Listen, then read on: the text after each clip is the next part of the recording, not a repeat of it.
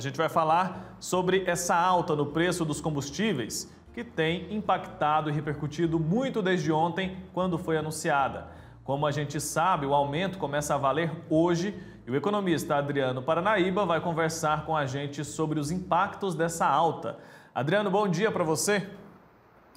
Olá, bom dia para você e para todo mundo que está acompanhando aí o programa e também aí a nossa TV do Divino Pai Eterno.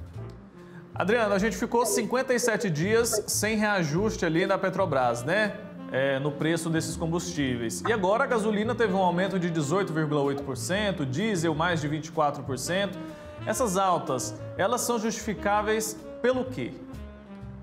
Na verdade, o preço do petróleo, o preço do combustível no mundo, na verdade, que é o preço do petróleo, que serve de base para o cálculo, como ele é em dólar, nós sofremos dois impactos de oscilação e essa oscilação ocorre todo dia, que é a questão do câmbio, porque está em dólar, e outra do próprio preço da commodity em dólar. Então, o que acontece? Esses reajustes acontecem, o preço vai mudando todo dia. O que acontece é que a Petrobras vai segurando esses aumentos até chegar uma hora que ela fala assim, ó, não dá para segurar mais, vou ter que repassar. Por isso que tem essa escalada.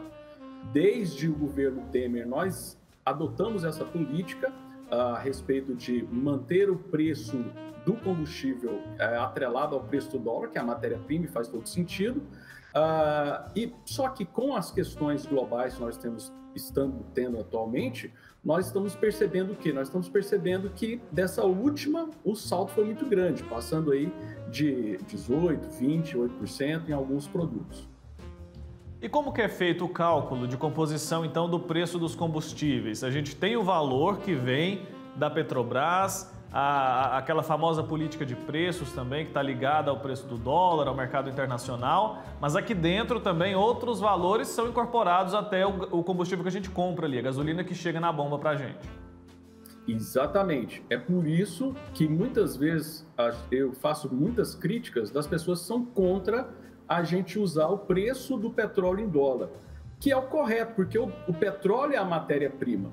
Então, a partir da matéria-prima, você tem uma série de custos que a gente tem no longo do caminho da produção desse produto, que está relacionado à oferta de estrutura para poder fazer o refino e uma série de outras questões, muitos custos regulatórios. A gente vem falando muito de impostos. Tá, os impostos do combustível são altos, assim como tudo no Brasil, o imposto é alto. Mas você tem aí um impacto regulatório, custos regulatórios ao longo da cadeia que fazem com que o preço do combustível só vai subindo a partir da entrada do petróleo na produção dos combustíveis.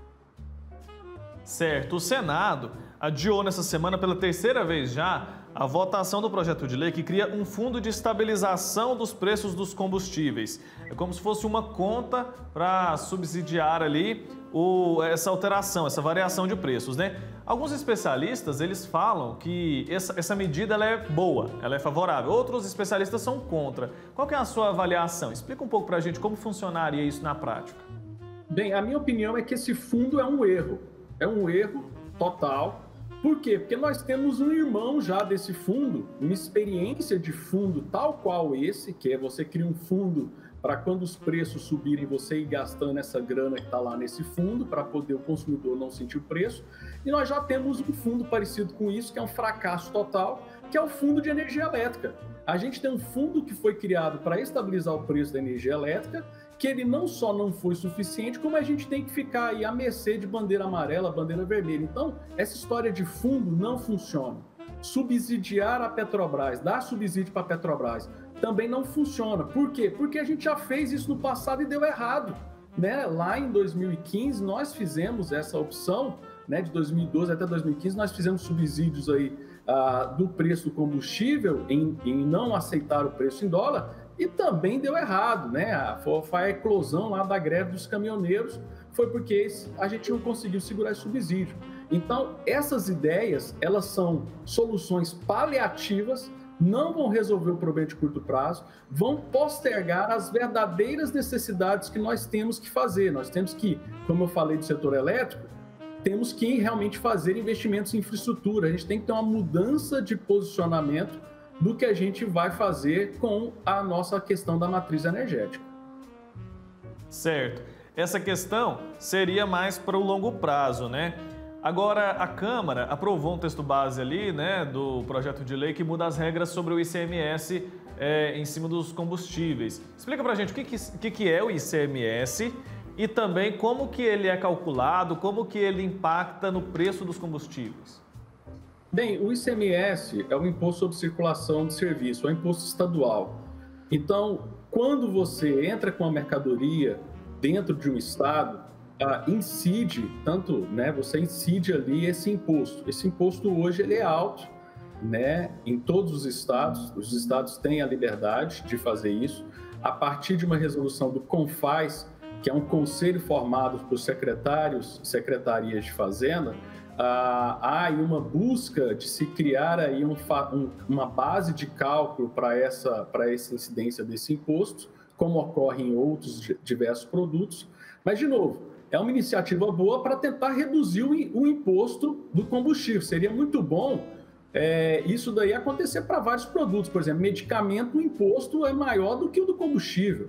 Então, assim, diminuir o imposto é bom. Mas, de novo, nós temos um problema estrutural que também não é de longo prazo, né? É importante colocar isso aqui para as pessoas. Qual que é o problema efetivo, causador do problema no Brasil?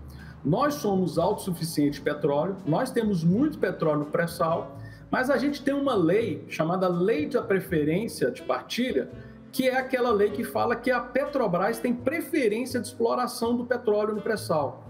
Então, os últimos leilões que nós tivemos de pré-sal foram um fracasso. Por quê? Quem que vai investir em explorar um posto de petróleo que quando ele falar, aqui tem petróleo, a Petrobras vai pegar a lei e falar assim, olha, eu tenho preferência disso aqui, dá para mim. Então, nós tínhamos que mudar, isso aí resolve de curto prazo, viu, pessoal? A gente muda essa lei de preferência para uma lei, já tem até projeto de lei lá na comissão da Câmara dos Deputados, de autoria do deputado Paulo Ganimo, do Rio de Janeiro, que fala para mudar para o sistema de concessão. Ou seja, qualquer pessoa que passar por uma licitação vai poder explorar esse petróleo para poder vender para a Petrobras. E isso faz com que a gente tenha, de novo, a autossuficiência. Hoje, 30% das nossas refinarias estão ociosas. Por quê? Porque a Petrobras não consegue explorar todo o petróleo. É a mesma coisa para o gás de cozinha. Por que a gente tem um gás de cozinha tão caro no Brasil? Porque a Petrobras, como ela é a única que explora, ela tem que escolher, ou eu vou tirar do poço o petróleo ou o gás. O que ela está fazendo? Ela está reinjetando gás. Se tivesse uma concessão para exploração de gás, uma empresa poderia falar, não, a Petrobras não quer esse gás, eu vou explorar esse Petrobras e vou vender esse gás para o Brasil e a gente vai aumentar a oferta. Então a gente voltaria a ter um aumento de oferta de petróleo e de gás e a gente ficaria menos sensível a esses problemas de oferta. Por exemplo, os Estados Unidos está enfrentando um problema parecido. Ele iniciou a construção de um oleoduto e de um gasoduto no Canadá, para ser um oleoduto intercontinental, e não concluíram essa obra. Então, eles também estão muito dependentes do petróleo e do gás russo. Então, essa questão de infraestrutura é uma coisa que dá para fazer agora, porque não precisa a Petrobras fazer, é só abrir a concessão. Tem muitas empresas de petróleo no mundo que teriam interesse de explorar isso e jogar esse petróleo para dentro do Brasil. Aí a gente ia reduzir o problema dessa pressão da oferta. A gente voltaria a ter abundância de combustível dentro do país e isso faria com que essa pressão, essa especulação de falta de produto no mundo global façam com que você tenha esse aumento na bomba no final das contas. Tem que ter gestão, né? Interesse também de resolver o problema. A gente recebeu aqui algumas participações, perguntas de telespectadores lá pelas nossas redes sociais. Inclusive, quem está nos assistindo pode sempre participar do nosso programa mandando dúvidas e sugestões por lá. As redes sociais da TV Pai Eterno já estão aparecendo aí na tela. Instagram, @TV Pai Eterno. Facebook é o facebook.com/TV Pai Eterno. Olha, estão querendo saber se o governo federal pode congelar o preço dos combustíveis. O governo, ele tem essa autonomia? Pode fazer isso? E outra questão, devem vir mais reajustes por agora? Vamos lá. Não só o governo pode, como ele já fez isso e foi um fracasso, que foi os congelamentos de preço na época da hiperinflação brasileira, no governo Sarney especificamente. Congelar preço não é solução, gente. Congelar preço distorce informação de mercado e a gente até atrapalha essa agenda nossa de substituir o combustível. Olha só, vamos só para vocês verem a questão de desdobramento. Se eu faço subsídio, congelo o preço de combustível, eu vou incentivar mais ainda as pessoas a continuarem comprando carro. Isso vai gerar mais congestionamento nas cidades. Então, isso tem um desdobramento, tem um efeito cascata quando a gente congela preço. E outra, vai congelar o preço. Quem vai pagar essa diferença? Para a Petrobras. Quem vai falar para a Petrobras, ó, a gente vai congelar o preço, a gente paga para fazer isso, a gente vai ter que pagar a diferença. Quem vai pagar a diferença? Nós, através de outros impostos, que é, como eu falei agora há pouco, o que acontece na energia elétrica. A gente paga bandeira vermelha, bandeira amarela, e a gente paga um monte de tarifinha quando você pega a tua conta de luz lá. Tem um monte de coisa lá que é para pagar subsídio cruzado que o setor fez, achando que esse subsídio iria bancar ali a alta de energia. Então a gente paga energia alta e ainda paga na própria conta um subsídio que não garante uma conta barata.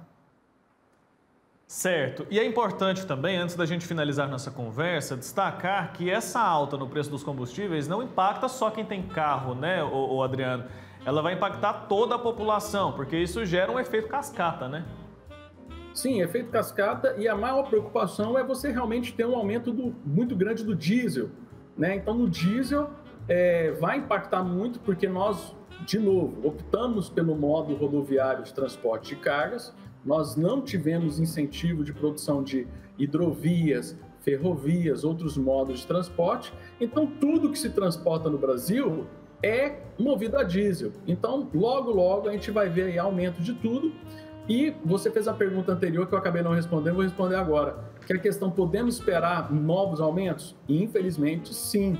Né? À medida que a Petrobras for represando esse aumento diário que a gente vai tendo, principalmente por causa dessas grandes especulações com a guerra da Rússia e da Ucrânia e a baixa oferta de petróleo no mercado, ela vai ficar segurando até a hora que ela falar, não dou conta, ela vai lá e faz um novo reajuste. Então, infelizmente, a gente vê uma perspectiva do cenário que sinaliza o petróleo no horizonte curto subindo cada vez mais, e nós temos aí alguns elementos que a gente podia estar fazendo, em vez de estar pensando em subsídio, em fundo, a gente poderia estar aproveitando a oportunidade para resolver o problema de uma vez logo. Adriano Paranaíba, muito obrigado, viu, pelo seu tempo aqui com a gente, por nos ajudar a compreender melhor os impactos dessa alta nos combustíveis no nosso dia a dia. Até uma próxima oportunidade, viu? E que a gente tenha notícias melhores no nosso próximo encontro. Torcer, né? Eu só estou vindo aqui só para dar notícia ruim, mas um dia vai dar certo. Forte abraço. Tomara, forte abraço. Tchau, tchau.